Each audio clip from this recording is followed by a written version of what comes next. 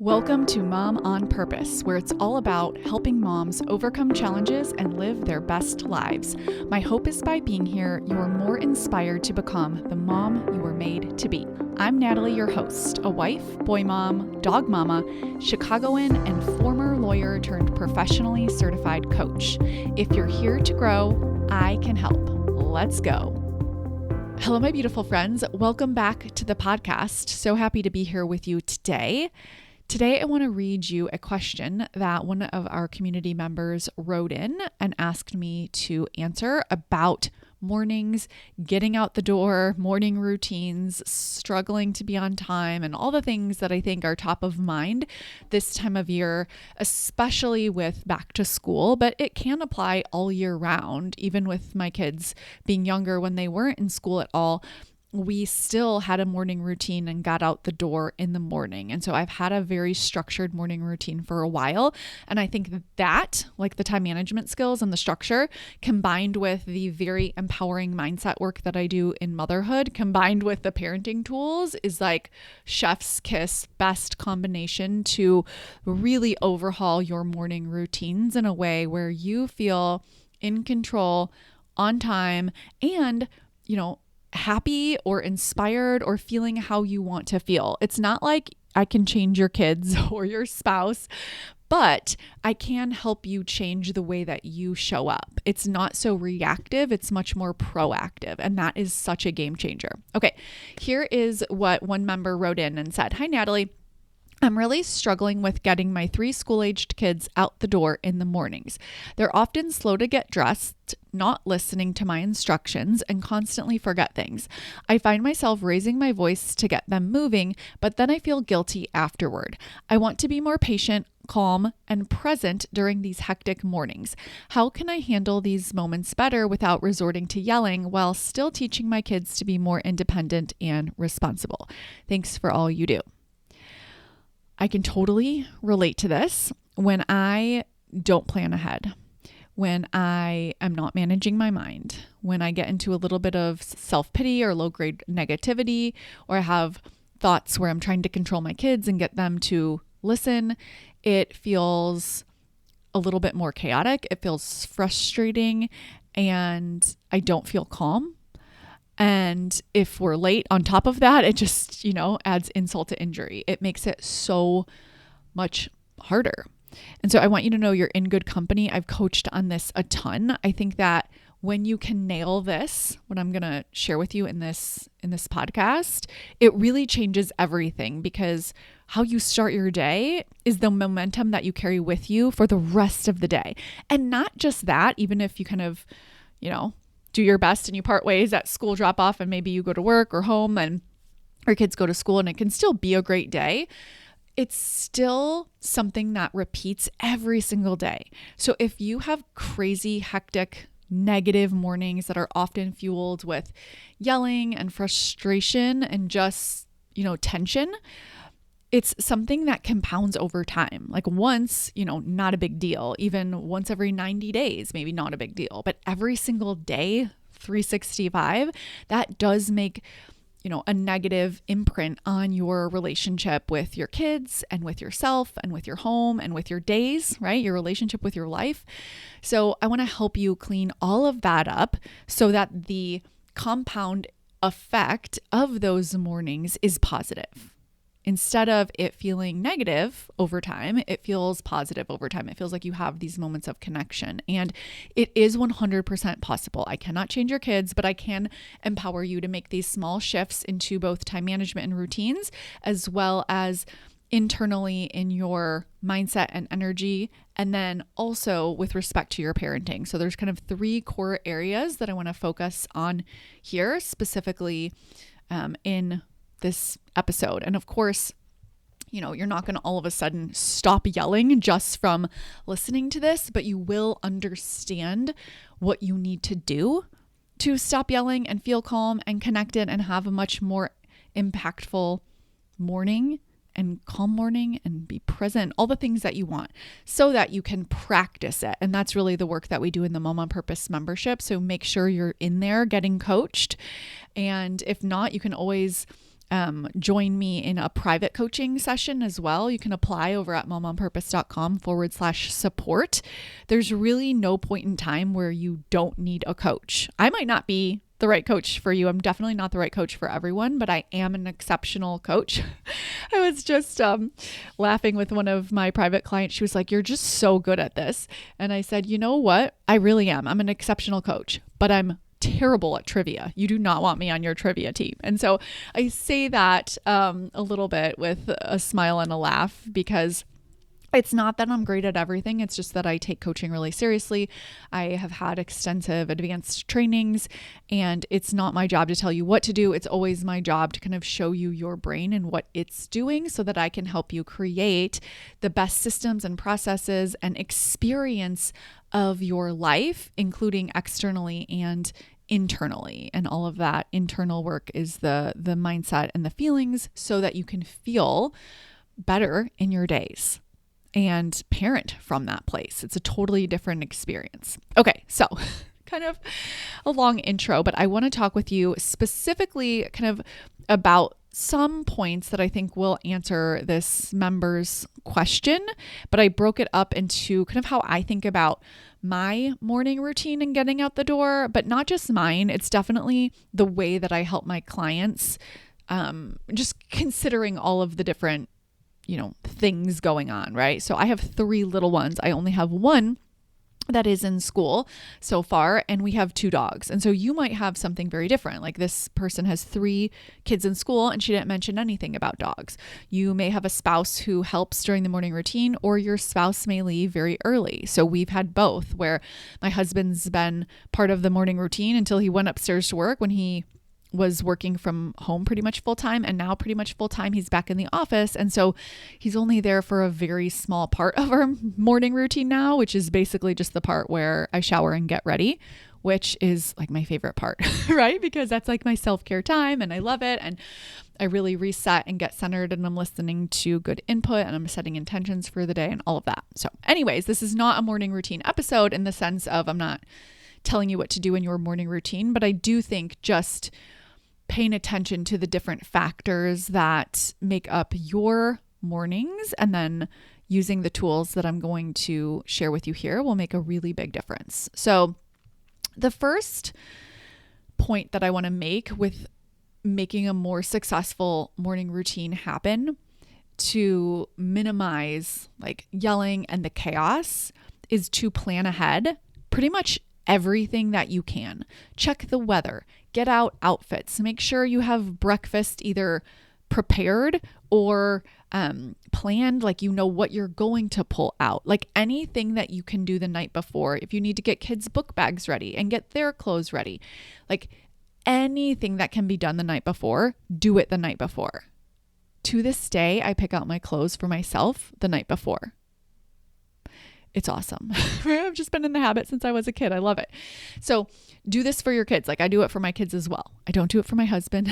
I'm sure he would not appreciate that, but I do it for my kids. I do it for myself, and I do the breakfast, same thing, schoolwork, getting the book bag, like anything ahead of time. If you're packing your kids' lunches, same thing, do that the night before ahead of time. This is like just setting your circumstances up for success. This is making it easy on yourself, because if you're trying to figure out what the weather's going to be, what your kids need to wear, like what you need to wear, where things are, you're just adding more things that you have to do. And so step number 1, kind of planning ahead the night before, is really just going to take away the low-hanging fruit. It's really going to just set your circumstances up for success. Number 2 is to raise your expectations of yourself and lower them for your kids. This will change your life. Okay. I know it sounds counterintuitive because we think, no, I want to have high expectations of my kids. Like they know better. How often do we say that? This person who wrote in didn't necessarily say, they know better with respect to everything, but I bet you if I was coaching her, and you probably can relate, I find myself having to redirect my brain whenever my brain goes to that thought. They know better. It's such a terrible thought. When you have that thought, you feel what? Judgmental, disconnected, controlling. It doesn't matter if they know better. I always say, like, I know better than to scroll on my phone, and I still do it. We all know better. Okay. And so you just want to be careful. Like your kids are, making decisions and growing up. And a lot of times, they're doing the best they can. And I think that when we hold them to a higher standard than we hold ourselves, i.e. when we're yelling, which is not holding ourselves to a higher standard and expecting them to do whatever it is we're asking. Maybe it's get dressed or get your things or come on down or whatever, and holding them to a higher standard. First of all, the reason that this is a point at all is just because it's ineffective when you do it the opposite way. So when you hold higher expectations of your kids, when you try to control them and it doesn't work, and then you get frustrated and then you yell and have lower expectations of yourself, again, the reason it's on this list is it just doesn't work. You will drive yourself a little bit crazy trying to control your kids. It creates such a better experience. And what I mean by that is you can take on so much more responsibility because it's the mom who you want to be, not because you're enabling, not because you don't believe in your kids, not because you're not going to, show them how to do things, but because you want to be a mom who moves things along and has a certain type of morning. Game changer. Raise your expectations of yourself and lower them for your kids. And this might mean that your son who always gets himself dressed, all of a sudden, a couple times a week, he doesn't want to get himself dressed and he wants you to help him. And that's okay. A lot of times we forget that kids want things from us for lots of different reasons, well beyond their capabilities. Oftentimes it's deeper, right? In all the parenting information out there, it all pretty much says like, look beneath the ask, like what's underneath that want, what's underneath that desire. And most of the time it's connection. A lot of the time. And even if it's, quick in the moment and you got to move quickly, even if you're just calmly able to help your son get dressed versus being mad or thinking thoughts like, better, you always do this, you should be getting dressed, very disconnecting and doesn't help the situation, right? It just leads to you yelling. And so that's just a small micro example where you can just have higher expectations of yourself, meaning to stay regulated and calm and show up as the mom you want to be, and lower them for your kids in terms of what they'll actually do. You can still teach them all day, but teach them out of the moment. If you want to review how to get dressed with your son, do that out of the moment, unless of course you're not in a rush and you have lots of time, which might be the case, but probably not based on what I typically coach on and the person who wrote it. Number 3 is to view yourself as a leader.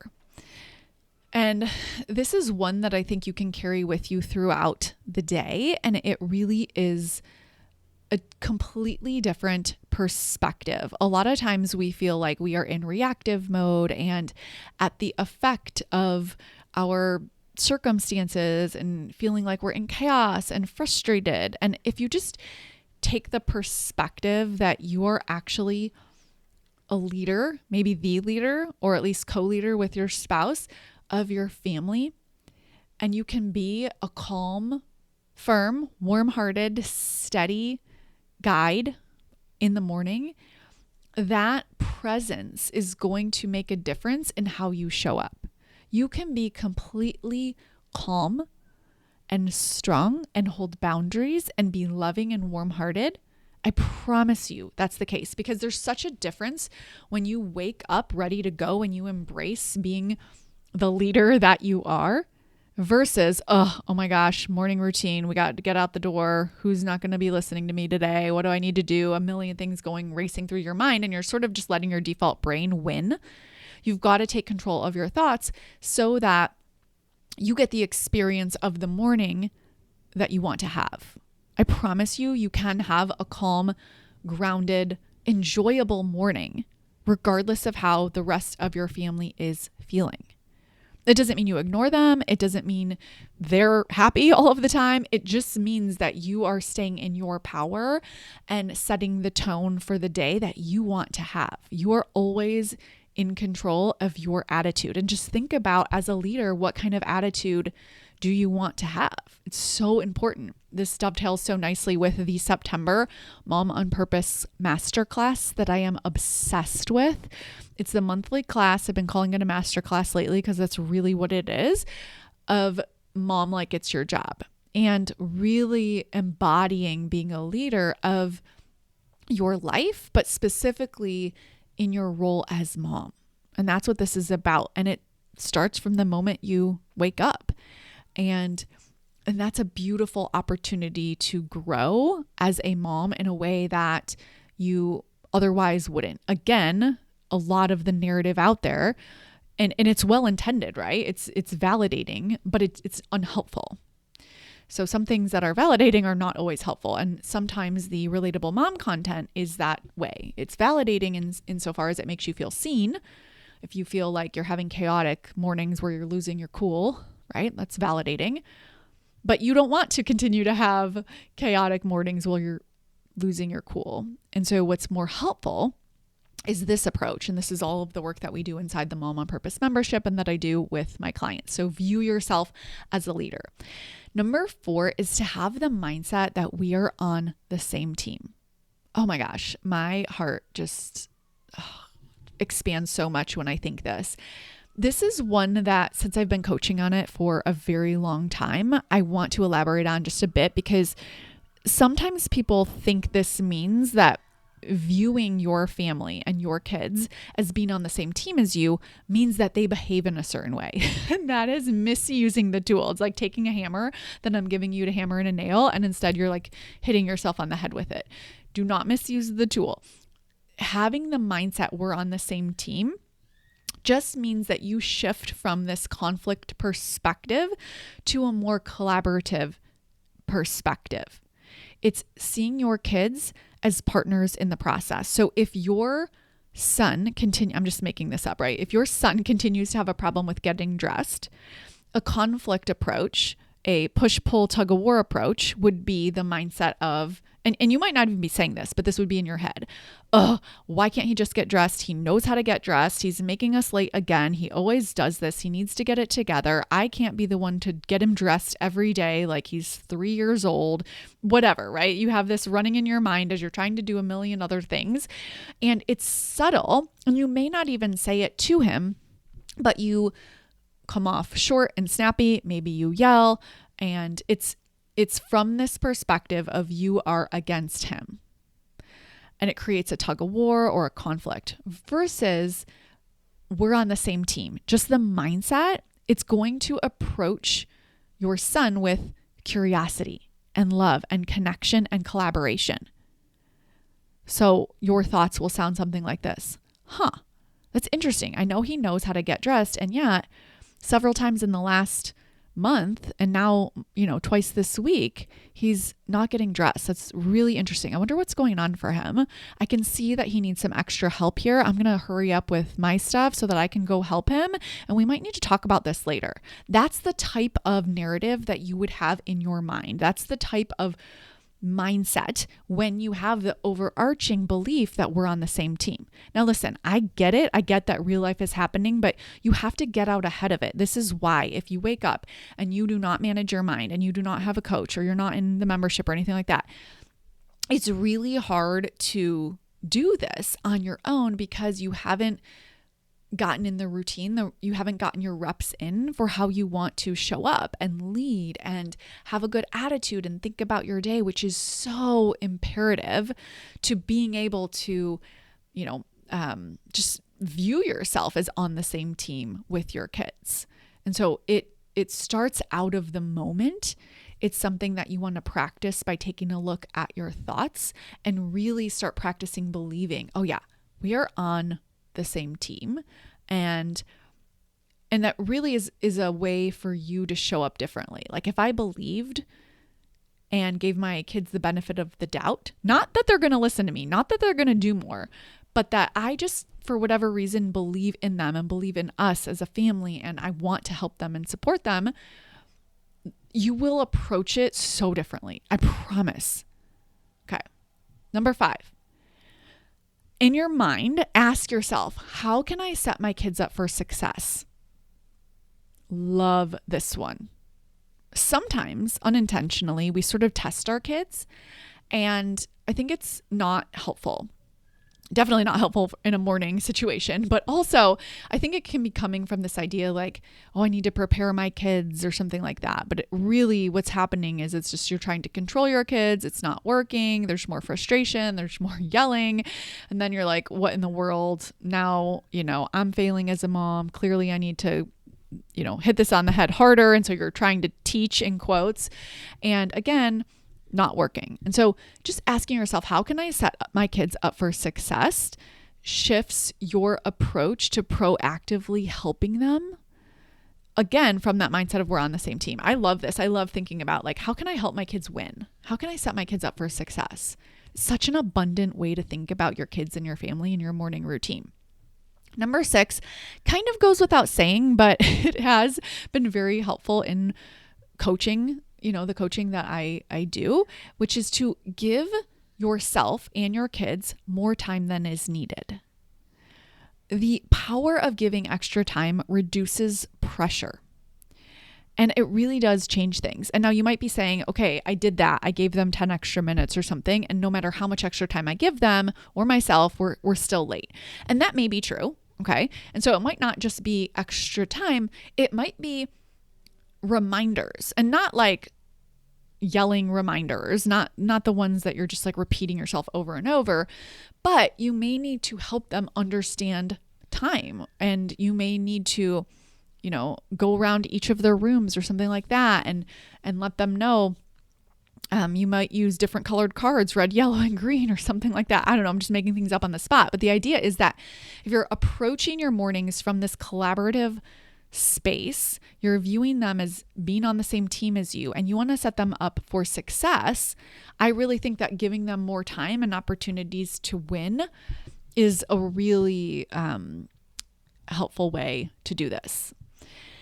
Number 7, this might be one of my favorites. It's to normalize what they do and what they don't do.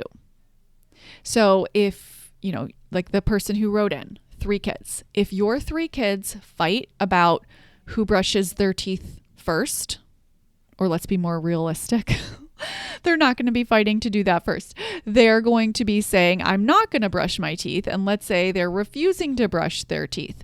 Or let's say that they're taking their time. 2 of them love to take their time. One of them is always rushing.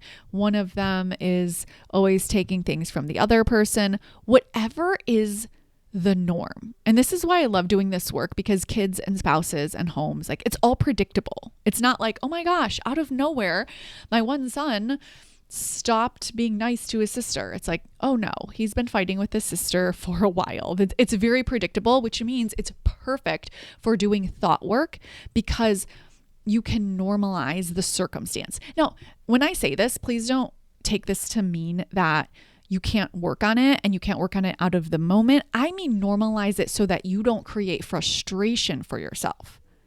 So what I don't mean is that you're just apathetic and your kids are fighting and you don't hold boundaries. That is definitely not what I mean. I mean, when they're fighting, you're not thinking to yourself, I can't believe they're fighting during our morning routine. And then you get frustrated and then you yell. That's the part I want to clean up. So if they normally fight, in your mind, I want you to expect them to fight tomorrow. I want you to expect them to do whatever they normally do. And I want you to have higher expectations for yourself. You're going to stay calm. You're going to hold boundaries. You're going to get in there and, help them win, set them up for success, whatever you need to do. It works beautifully. When you just expect them to do what they normally do, it takes the pressure off. This works extraordinarily well for any time of day, including nighttime routines. It's something I do a lot with my clients, right? Because what we do is the opposite. We say, oh, I just hope they don't fight today. I just want one morning where they're not fighting. And then we're sort of like waiting and hoping and crossing our fingers to see if they do or not. And instead, it actually is so much easier if you just expect them to do the thing that they normally do. So if they normally take their time, if they, normally ask you where something is 1,000,000 times, if they can never find their homework even though you asked them to get it out the night before, if they're always fighting, whatever their typical tendencies are. Again, it's not that you can't work on them. What I want you to do is normalize it in your mind so that you don't get frustrated by it. The frustration and the yelling comes up because you're thinking something like, this shouldn't be happening. They should know better. They shouldn't be doing this. And all of this comes back to your mindset around your kids and how the morning should be and what they should be like. And when you change your thoughts, you will change your life. You'll have a completely different experience of motherhood. It is the only reason you yell. Did you know that?